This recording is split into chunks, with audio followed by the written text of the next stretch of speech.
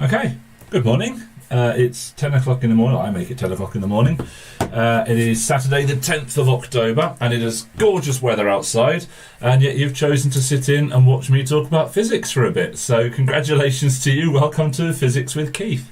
It's good to see that we've got a few people have tuned in already. We've got someone called No and someone called Wombat.com. If I remember rightly, No was Lex, I think. And Freya's in as well. That's great. So good morning to you all. I hope this stream comes out okay, because the internet's been a little bit iffy this morning. So if I disappear or chop off or something, then I'm still around and I'm still going to try and stay here as long as I can. A little reminder about this, of course, this is a live tutorial, and of course you've already figured that out because you're already sending me messages in, which is lovely to see. But because I started this stream a little bit on the early side, it might be that you're not live, and so you're wondering, well, what's going on? Just hover your mouse over the window and make sure it says live here, or if you're on the web browser, it's the same sort of thing. You click and make sure it says live. Because if you go away and then come back, sometimes it starts playing from somewhere else, and that you can see from my screen there, that's not going to be tremendously interesting to watch for the next 53 minutes and 20 seconds or whatever. So I'll leave that there. Let's go back to my little screen. Last week we were looking at the 3 different methods of heat transfer. And there weren't any sort of real questions about that, or at least there didn't seem to be any issues about that.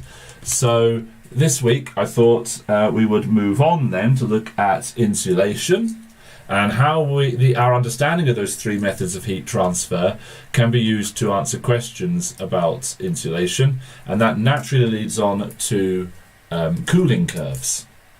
Now, for most of the exam boards, I'm not actually sure about the Cambridge or the EdXLI GCSE, so I will double check that. But for most of the exam boards, there are required practicals.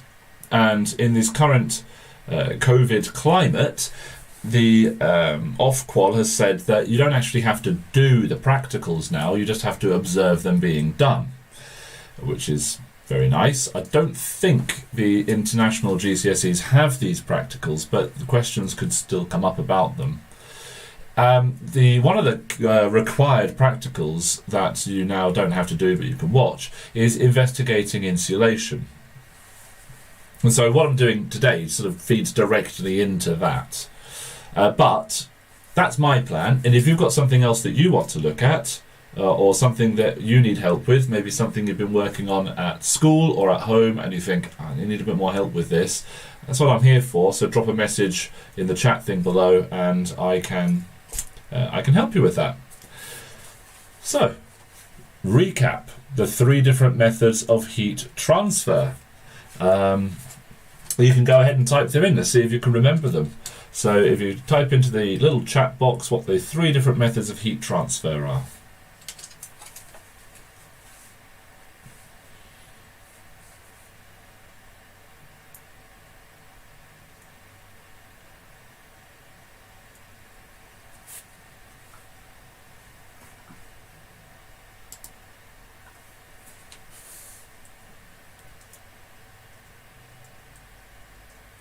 That's lovely. Well remembered. Convection, radiation, conduction.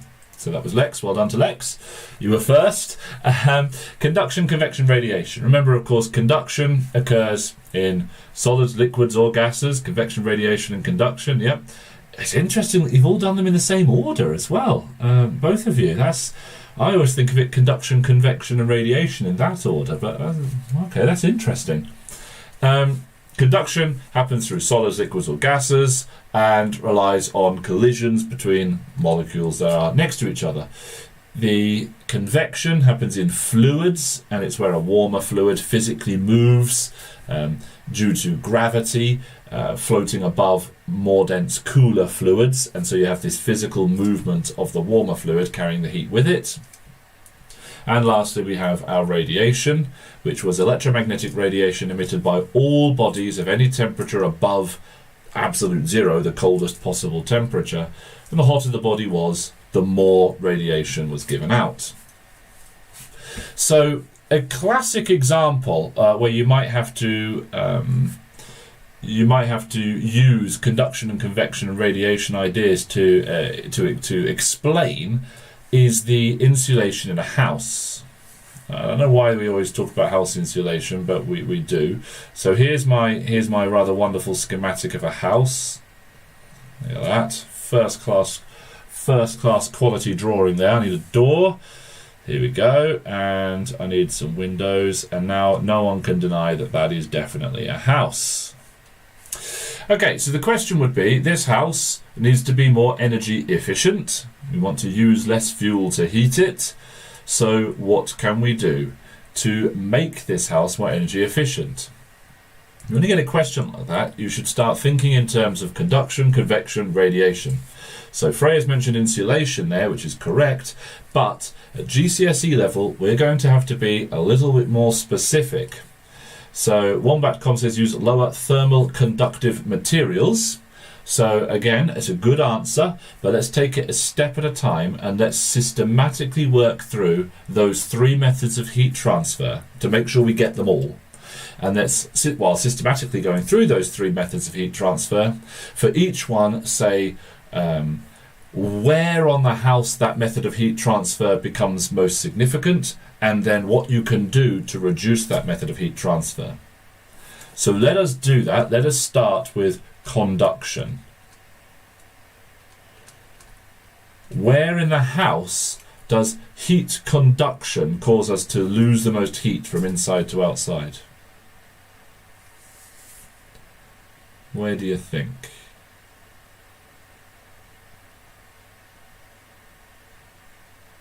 Windows and doors? Yeah, I think that's probably a good guess. Windows and doors.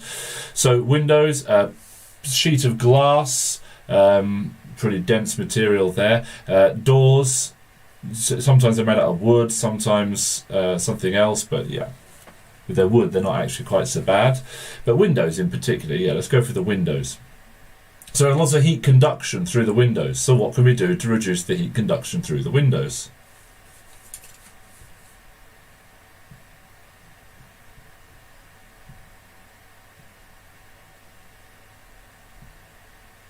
Double glaze. Of course you can, Lex. But now I need to know, and Freya, but now I need to know why. Why does double glazing or triple glazing, maybe a bit overkill, but yeah, double or triple glazing, why does double and triple glazing reduce heat transfer through conduction? Now, this is the sort of thing that gets those really top grades at GCSE, is knowing the why. There's a vacuum between the sheets of glass. Not always. In fact, not usually a vacuum. Usually we have very, very dry air between the panes of glass rather than a vacuum. If there's a gap between the glass, a gap that's got air in it, yeah. There's more layers for the heat to go through, so it takes longer. So an answer I've seen quite a few times before, but the other answers are better where you're talking about the air, but you still haven't said why. Why would air in the gap between the panes of glass be better than no air in the gap between the panes of glass? What's the advantage of the air?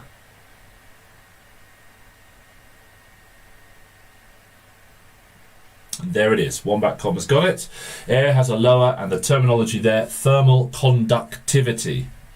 So thermal conductivity indicates how quickly, is probably a nice colloquial way of saying it, how quickly heat can transfer through material, through a substance. And in this case, our medium through which the heat is transferring is the glass, and the heat can conduct through that glass. And then if it's very cold air outside, very warm air inside, then we're going to get heat conduction happening reasonably quickly. And then the cooler air outside, of course, is going to warm up a little bit and then convect away again. So by trapping a bit of air between those layers, that stops that from happening. But also, that air, as many layers of air as you've got, air is not very good at conducting the heat through anyway. So yeah, we want to trap air, lower thermal conductivity. Very, very good. Okay, what about the walls? Can we get any thermal conduction through the walls?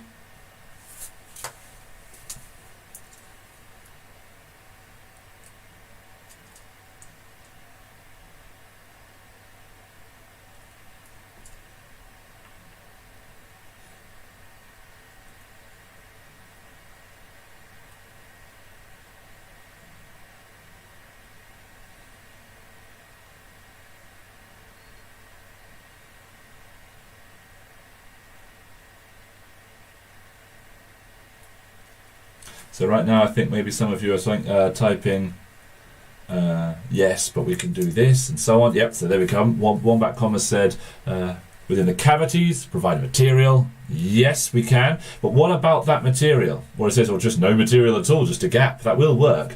But if we are using a material, what about that material? And what about that material makes it good for insulation?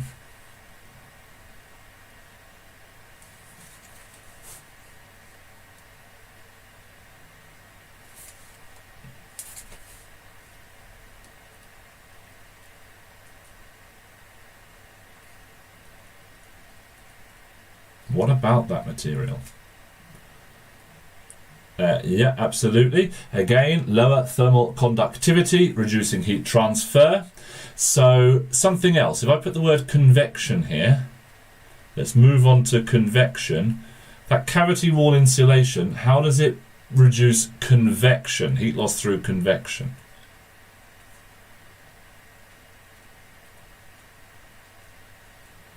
So Freya mentions insulation traps air, whereas air pockets. Perfect, yes. So one thing, a common mistake I see students making is they'll talk about trapping heat. We don't talk about that.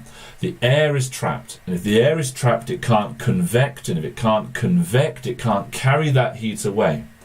And the reason why that matters is, and it's these two together, because the conduction, the rate of heat transfer through conduction, depends on what we call the temperature gradient. So I'll just explain that very briefly. If I have a body that's very, very hot, so I'll colour it in red and put an H on it to indicate it's very, very hot, and I have a body that's very, very cold, like this. Let's do this like this, and put a little C on there to indicate that's cold. Then we are going to get far more heat conduction, far more heat being conducted in some period of time than if I had some sort of lukewarm surface on the outside and hot on the inside. So if I had a lower temperature gradient, or the difference in temperature across this this boundary, let's do an L for lukewarm. If I had a lower temperature gradient, the rate of heat transfer would actually be lower. So Lex is saying it has to be a thermal insulator. Thermal insulators trap air, getting rid of convection. Yeah, but why does that matter? Because if we trap air there, then if that air warms up a little bit through that conduction, which doesn't happen very much because air is not a very good conductor, it's got very low thermal conductivity, but if we trap that air, then what's going to happen is the air can't convect away, so cooler air takes the place and increases the rate of heat transfer through conduction. So by trapping the air and preventing convection, we reduce the rate of conduction as well. So those two go hand in hand, which again is quite a subtle point, but it's a good point to make.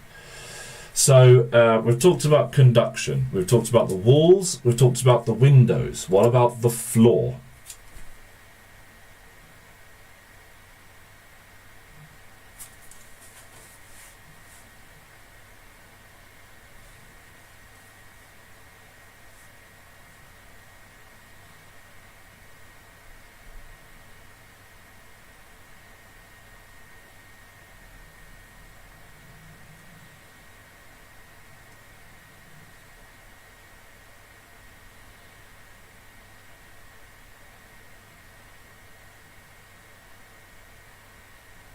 That's it.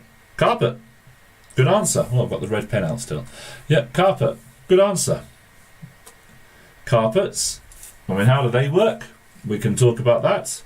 Why do carpets help reduce heat transfer out through the floor? Well, okay, we've basically covered this with all the others, so I'm not going to dwell on it anymore.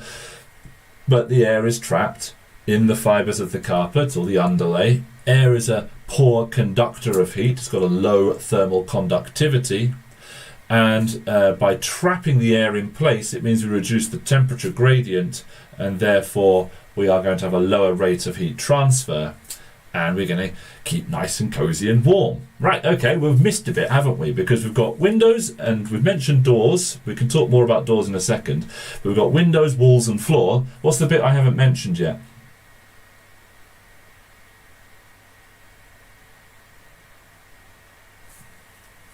The loft, the ceiling, yeah.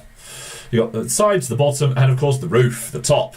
So what can I do at the top to reduce heat transfer? And I think we know this, insulation, and it does exactly the same thing as cavity wall insulation in carpets. Insulation. Yeah, loft insulation, exactly right. And you can tell houses that have poor loft insulation, especially when it snows in the winter, because you got snow on the roof. But if this snow is all melted, you see a sort of row of terrace houses, one of them, there's no snow on the roof. That's because it's not got very good loft insulation. And I had a friend once who had loads of loft insulation in their loft, and they said, all this loft insulation, I've packed it right down so I could put some loft boards in. Packed it really, really flat. And I really felt for him, because the whole point of loft insulation is it's fluffy, so there's lots of trapped air. If you squash it down so there's less air trapped, it's not really doing the right job. It's not being a very good insulator in the loft. Okay, so something I haven't mentioned yet is any cracks in the windows and doors. Any cracks, any gaps. What heat transfer mechanism would plugging those cracks or gaps in the wall or in the windows or doors? You know, draft excluders, that sort of thing. Put a draft excluder around the door. What heat transfer mechanism would that reduce? Put draft excluders around the door. Convection, perfect, well done. Convection, yeah. So how is that convection? Because you're going to get warm air near the top able to leak out, and if the warm air is able to leak out from the top, then cooler air is going to come back in through the bottom, and then we're going to have convection within our house, carrying our heat out of the house. We don't want that, so let's get draft excluders and stop that process. So we're going to write on this little diagram here, draft.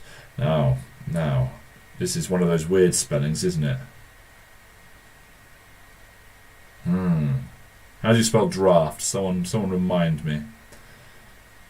Draft. It's not FT, is it? No, I don't think it is. I'll write it, but I think that's what you call it when you're drafting a document and it's a rough draft. There it is. Thank you very much, Lex. Spelling, like biology, is not my strong point. Draft. Exclude. Oh, I can't even spell excluders.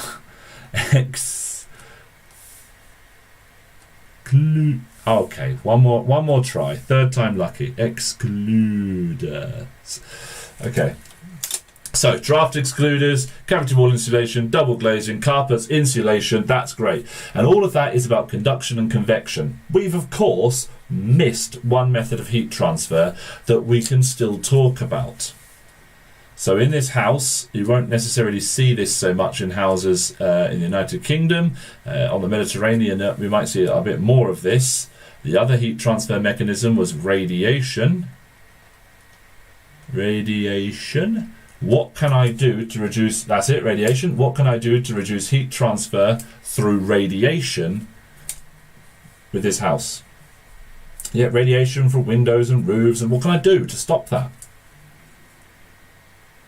Because radiation goes through a vacuum. It doesn't need a medium. So what can I do to stop heat radiation?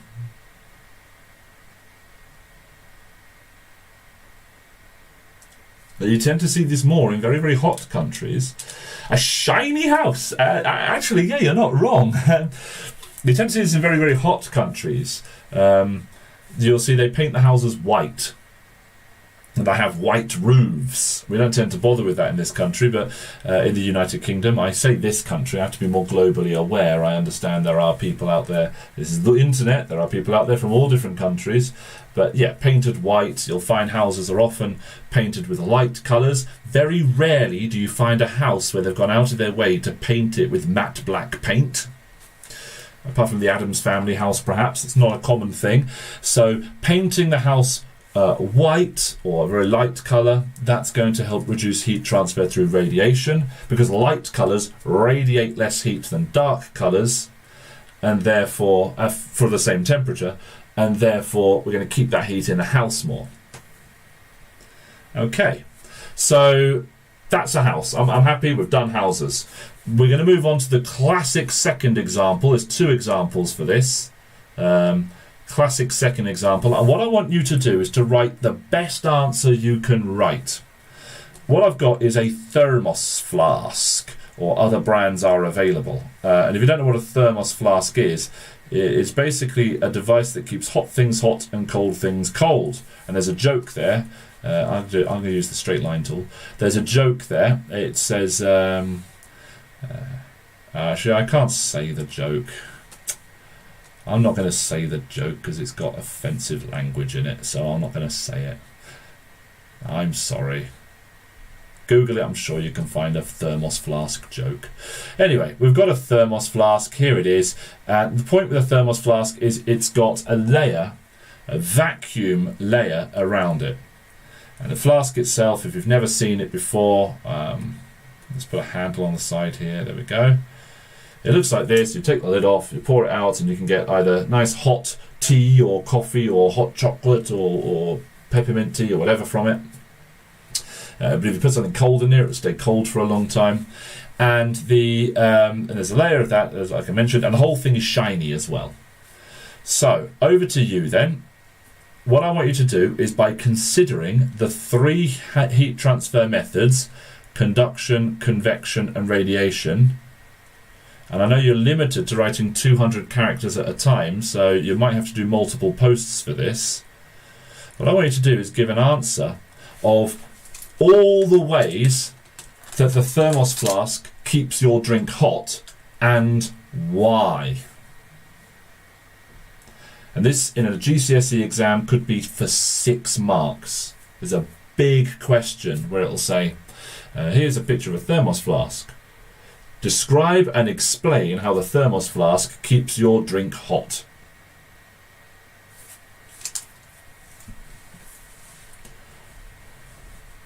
So I imagine you'll need probably 3 posts actually in order to fully answer the question. But rattle through them, and as you go along, I'll tell you what you've got right and what you could improve on.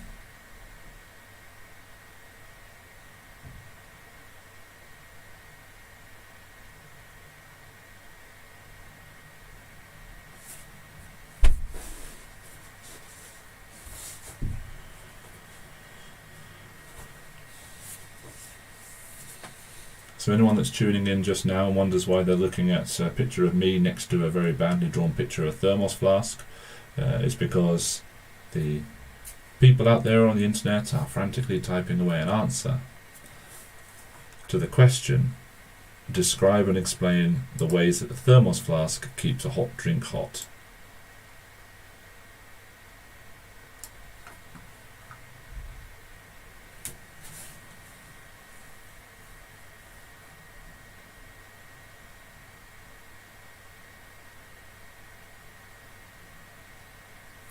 So we've got, Freya's got an answer there, I'll just read it.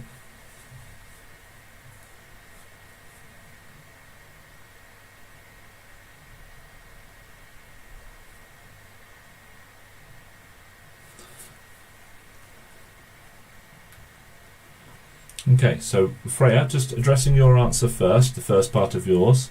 So you started with conduction and you've mentioned the layers. You say there's a vacuum between the layers, but then you say it traps air. So you've contradicted yourself there, because a vacuum has no air.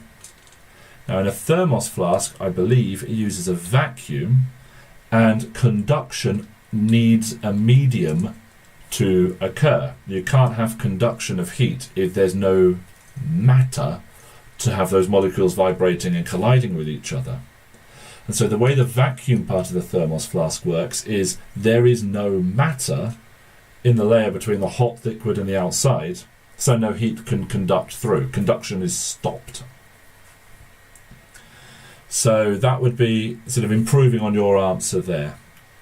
I'm just going to have a quick read of... that's okay. You're allowed to make mistakes on the internet.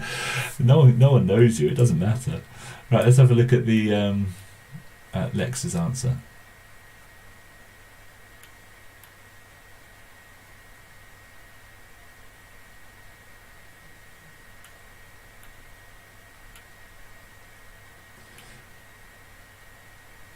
Yeah, exactly, Freya. That would be a good way of answering that. Lex, you've mentioned the vacuum, but you haven't mentioned why the vacuum will improve the insulating properties of the thermos flask. So when it says state and explain, you have to give the reason, which is no matter, which means conduction can't occur. Now, let's have a look. You then... Oh, there's a lot of them coming in now, so I'm having to read one by one. Lex, you then mention metal coated reducing radiation, but you haven't mentioned why metal reduces radiation. It's because it's shiny. And shiny surfaces radiate less than matte surfaces. Light surfaces radiate less than dark surfaces. Shiny surfaces radiate less than matte surfaces. And you said the air cavity plastic reduces convection and conduction. Yeah, so there's a lid preventing the warm air above the liquid that's inside the thermos flask. You're never going to get the liquid right up to the top. That bit of air there, you don't want that to convect away so cooler air can come, so that you get less temperature gradient, and that reduces the conduction up into that area anyway. So you've got the right idea there. There's also the fourth heat transfer mechanism, evaporation, that the lid prevents or reduces, but we're not going to cover that today. Freya says, so then I've already read that one. So then Wombat.com says the flask has a vacuum between the layers of metal. The metal has a high thermal conductivity. Ah, yeah, so the gap would reduce the heat transfer through convection. Yeah, the metal is a double-edged sword, isn't it? Because metal has a high conductivity, which means that if we made a thermos flask and it didn't have that vacuum layer, it would actually conduct the heat quickly out of the liquid, and we don't want that. So we need the metal because it's nice and shiny, but we don't want the shiny metal to be touching the liquid. So what we do is we put the liquid in the middle, a layer of a vacuum to prevent conduction, and then the shiny bit on the outside, and probably going to have shiny on the inside as well, to be honest with you, to reduce heat radiation. So yeah, that's a good point. I'm just going to read the next part of Wombat Comms. Yeah, exactly, yeah. So you talked about reflecting the heat back in. I like that. And then conduction, since the vacuum provides space in the metal, and yeah, so it's giving that more specific answer, Wombat.com, about the lack of matter. No matter means transfer of energy through collisions between adjacent molecules can't occur, and so heat transfer doesn't happen. Inside of the flask is shiny. I'm reading Freya's answer now. The inside of the flask is shiny, reflects heat, so the heat escaping through radiation is reduced. Good answer, like it. And Lex, this is the last one on my list here, because there's no matter in the vacuum and the flask reflects radiation. Yeah, no matter in the vacuum, and therefore conduction cannot occur. So I don't know whether you want to redraft another answer later on. Perhaps not now, because it's already 10:30 and I've got something else I want to show you. So whether you want to redraft another answer later on, perhaps redraft one and send it through to me on the Facebook Messenger, or get the parents, if you don't have Facebook, get your parents to send it through to me on Facebook Messenger, and I'll have a little look through it. But remember, you need to always bring your answer back to the physics. It's what is it about the flask? So, okay, it's got a vacuum. Okay, what about that vacuum? So conduction only occurs through matter. If there's a vacuum, there is no matter, therefore conduction does not occur. So it's bringing that answer back, tying up all those loose ends in your answer that we need to make sure we're doing to guarantee those 6 out of 6 marks on a question like this. Okay, so let's move on to the next thing I wanted to talk about then, which was heat rate. Unless you want me to go through this again, remember I'm here for you. So if you want me to look at this conduction, convection, radiation and insulation a little bit more, just say. What I wanted to move on to was cooling curves, and it's not a big section, but it's an important section because it's related to that required practical. So if there are no objections, I'll move on, but if you object, just do so and I'll stop. The cooling curves. If you imagine we have the experiment where we get a some sort of beaker of boiling water is the usual way of doing this, and you wrap your beaker of boiling water in different insulating materials, and you put a lid on it. There's a thermometer sticking up through it, and then let's just fill that with boiling water. There we are, that's boiling water in there. That's a quality diagram. And I could do better than that. So we fill it with boiling water, and then we wait. And every minute, or maybe every 5 minutes, we record the temperature of the water inside the beaker.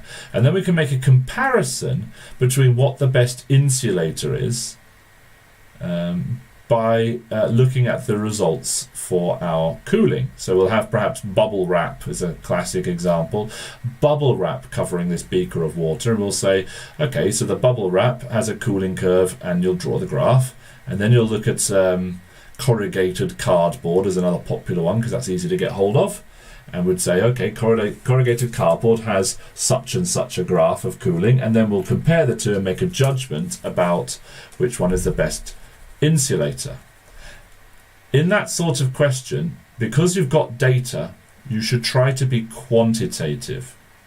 Again, what we're talking about here is getting those top grades at GCSE.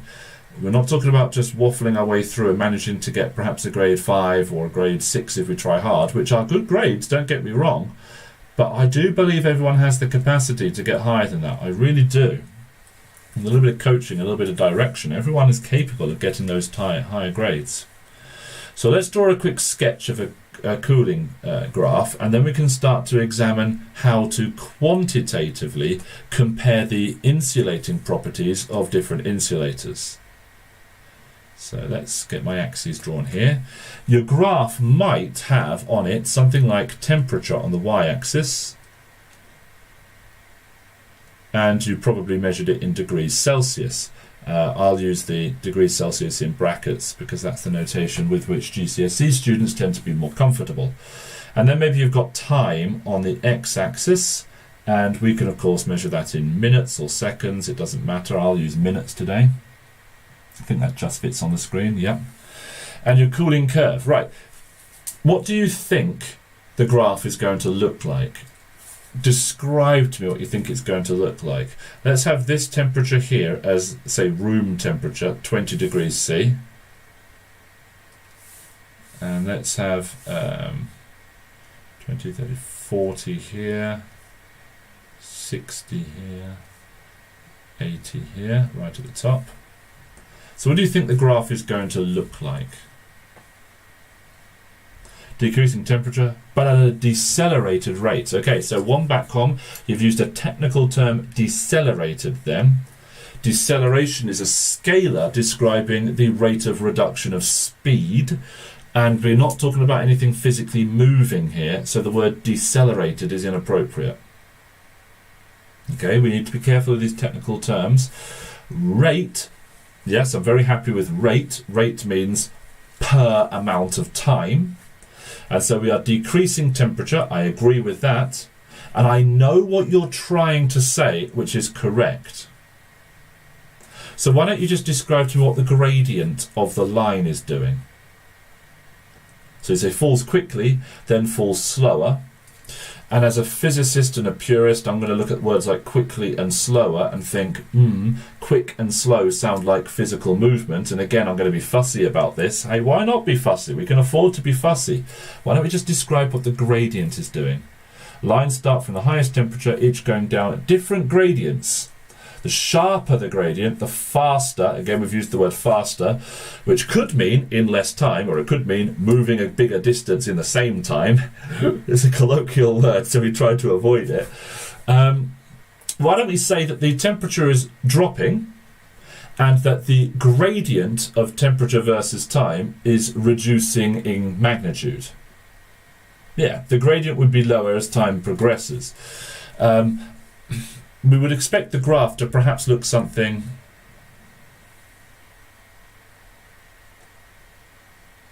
like this, and it would be getting closer and closer and closer to room temperature, wouldn't we? And this is what I'm saying. When the temperature gradient is high, so the room is 20 degrees, but the liquid was 80 degrees, the rate of cooling was higher. And when the temperature was lower, let's say 30 degrees, the rate of cooling was lower. And I'm going to say one more time how I describe this graph. And I want you to hear the way I'm describing it. I'm saying that the gradient is negative, and that the magnitude of the gradient is decreasing. So do you remember gradients? And how would I take a gradient on a line which is curved? Gradient would be lower. One back con, where you said the gradient would be lower, technically, because the gradient is negative, the most negative gradient, so the lowest gradient, is at the beginning. So that's why I said the magnitude of the gradient. I was very careful with my wording there.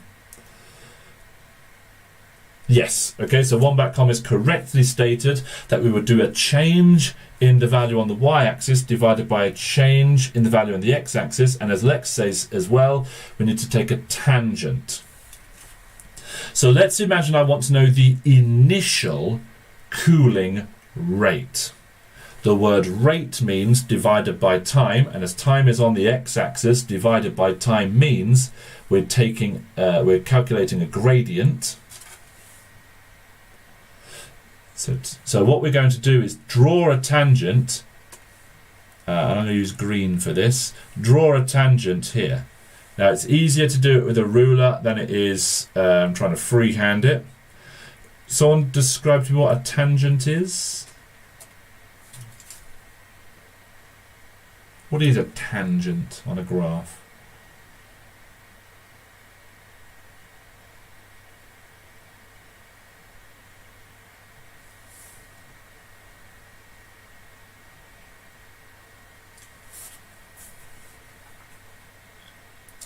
A line that crosses a curve at just one point is the perfect definition of a tangent. I love it.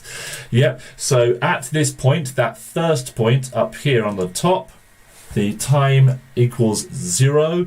I can calculate the initial cooling rate. And my cooling rate, when I take the gradient of this line, would have some negative value, so it'd be minus some value, and the units would be the units on the y-axis, which is degrees Celsius, divided by the units on the x-axis, that's minutes, and so my cooling rate would be in degrees Celsius per minute. But now I can quantitatively compare my cooling rates for my different insulating materials. I'll have a number of curves, and I take as long as control variable, we have the same starting temperature to make it as fair as possible, we can then compare the gradients, the initial gradient. And of course I could, if I was being bizarre about it, I suppose, and I couldn't get exactly the same starting temperature, I could say, well, okay, let's let the experiment run, and let's find the cooling rate when the water is at a temperature of whatever, let's say 40 degrees Celsius. So that way we've got not necessarily the same initial temperature, but we're saying I want the gradient at this point here. That's the cooling rate I want. Now I'm going to struggle to draw a tangent at this point, but fortunately computers make this a little bit easier for me. Okay, I mean that's not bad. And I would take the gradient of the tangent, which I've drawn at that point. Now Freya, you haven't mentioned anything for a while, so I've sort of gone on to a bit of a different topic now with some graphs and things. You haven't suggested any answers. You also haven't asked any questions. And the worst thing I can now do is say, Are you following this? Because you're going to say yes, and I don't actually know whether it's true or not. What I'm thinking of doing is throwing some data, maybe at the beginning of next week, or maybe I'll even put it up there on the Facebook page at some point during the week, later today or something, and ask you to calculate an initial cooling rate and a cooling rate at some set temperature, just to see if you can do it. And if you can't do it, then we can talk about that at the beginning of next week. How does that sound? Does that sound okay? A change in 40/5 and 1/2 boxes. Yeah, but I haven't got a scale on the x-axis. Okay, so that sounds... So Freya, just to confirm, because I'm a simple person, when you say okay, do you mean you're up for that, of me giving you that sort of little bit of homework? And this is for Lex and for Wombat.com as well. Are you up for that, me putting a little bit of homework on the Microsoft... No, I'm in school mode. On the Facebook page. Yes, good. Okay, I'll do that. And that way we can find out whether you're comfortable drawing tangents, taking gradients. A little thing to be aware of when taking gradients. We want to use the largest possible range of values. So get your tangent as large as possible. That's this way. Which way around is it on the screen? That way around. Get your tangent as long as possible. So you have the largest possible range of values. And that way you'll get the most accurate gradient of that tangent that you can get. Right, okay, well, we've got a plan moving forward. That is it for this topic. What I want to do next week is look at specific heat capacity, perhaps even specific latent heat, but definitely specific heat capacity. And then once we've covered specific heat capacity and specific latent heat, we can then move on to gas laws. So we're staying with energy and thermal physics. If you think, actually, I've got this test coming up, or I want to work on this particular topic, let me know. I'm very flexible. But I think, given that we've been at it for 40 minutes, that's probably enough time for us. If you have any questions, please do. Oh, hello, my thing's just popped up. Please do ask. Do ask questions. I'm still here. I'm happy to stay for a bit longer if anyone wants it. Otherwise, we can call it a day. So Wombat.com says thank you. That's absolutely fine. It's a pleasure. No one wants any more help, so that's fine. What I'll do then is I'll spend a few minutes making some questions. I'll stick them up on the Facebook page, and I'll see you all next week. So thank you very much for tuning in. Stay safe, and oh no, I won't see you next week. Disaster. Well, it's not a disaster. Next week I'm doing an Isaac Physics GCSE Masterclass. So I'm not going to be here next week, but I'll be here the week after. I'm not able to do the Sunday either, and I can't do weekdays because of school. So I'm afraid I'm going to have to take a week off, but I won't be taking a week off during the half term. So sort of think of this as an early half term next weekend, because I'm not able to actually fit that in. I'm sorry about that. But I will drop something on Facebook. So basically you get 2 weeks to do the questions that I'm going to put on Facebook. There we go. Right, okay. Stay safe. Have a good day. Have a good week. Have a good fortnight. And I will see you next time I see you.